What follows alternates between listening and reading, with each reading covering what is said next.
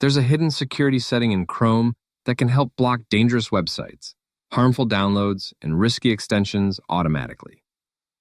First, open Google Chrome. Now, look at the top right corner and click on the three-dot menu. From the drop-down menu, select Settings.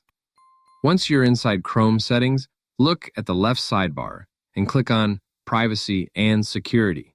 Now select Security. Here you'll see Chrome's Safe Browsing Protection settings. If protection is turned off or set to basic mode, your browser may not fully protect you against suspicious websites or harmful files. For better protection, select Enhanced Protection.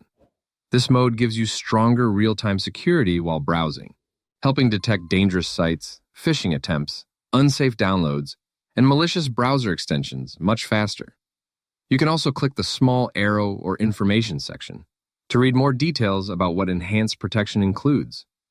Once selected, your changes are saved automatically. Your Chrome browser is now much better protected against online threats and unsafe websites while you browse.